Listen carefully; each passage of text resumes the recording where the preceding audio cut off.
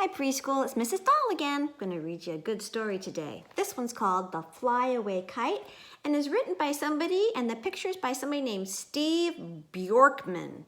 It's a hard last name to say, but I wanted to read it to you. It's a good one. I'm going to scoot you out of the way so that you can see more of the story. This is the story of the little red kite. The little red kite felt handsome. It was so proud of its shiny, fresh paint.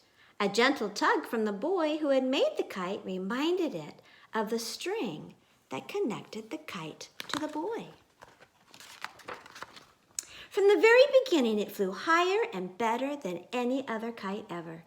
Looping and zooming and climbing and diving, the kite loved to fly anywhere the boy directed it. The kite knew the boy loved it, too. Every day they would have a new adventure together. Sometimes the kite flew so high it nearly disappeared into the sky. Other times it flew so fast it would chase the birds right through the clouds. After a while, though, the little kite began to get tired of those tricks. "I don't like this string," he said to himself. "I don't want to be controlled by the boy. I want to be free." The kite began to pull and tug at the string that connected it to the boy.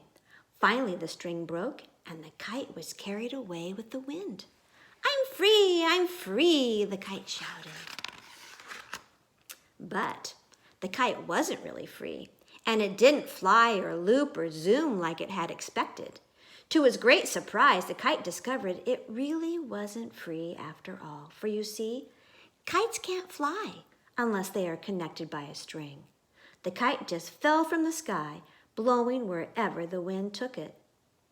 But the boy loved the kite, so he followed it. "Oh no," the kite said as it crashed into the top of a jagged stone mountain. The boy climbed the mountain because the boy loved the kite. But the wind blew the kite away. Look how beat up he got. He should have stayed connected. "Help!" the kite cried as it tumbled down through the snow and the rocks and was caught high in a scraggly tree. But the boy loved the kite, and he climbed the tree, but the wind tore the kite from its branches. "Ouch!" the kite shrieked as an eagle snatched it up and began to rip off pieces to use in its nest. But the boy loved the kite and he followed. He came upon the eagle just as the wind took what was left of the kite and tossed it over a cliff. "Save me!" the kite gurgled as it was thrown head first into a rushing river. It rolled over and smashed against the boulders. But the boy followed the kite because he loved it. But the kite was washed out far to sea. Cold and frightened, the little kite sank deep into the ocean. But the boy loved the kite, and he dived down to get the kite. But a shark carried it away.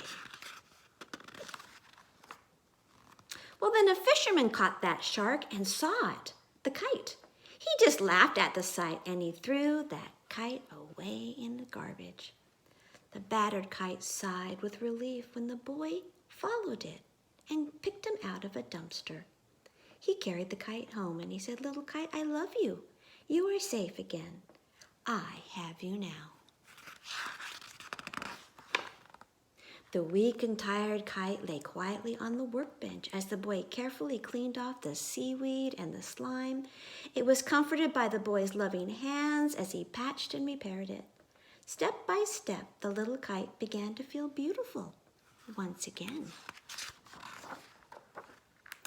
When the work was all done, the boy carried the little red kite up to their favorite hill, and he said to it, "Little kite, I made you to fly high and free.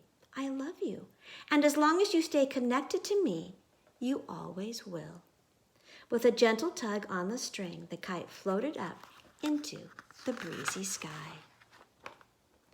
If you had been a bird flying by and had listened very carefully, you would have heard the little kite answer the boy and say, "Yes, this is exactly where I belong. And then this is a Bible verse at the end. Where can I go from your spirit? Where can I flee from your presence? If I go up to the heavens, you are there. If I make my bed in the depths, you are there. If I rise on the wings of the dawn, if I settle on the far side of the sea, even there your hand will guide me. Your right hand will hold me fast. And that's talking about God loves you and he will follow you wherever you go. But it's so much better if you stay connected to him. If you stay connected to him, you can loop and fly just like the little kite did. But then when we want to break free and do things on our own, we find out we're not really free. We need to stay connected to God.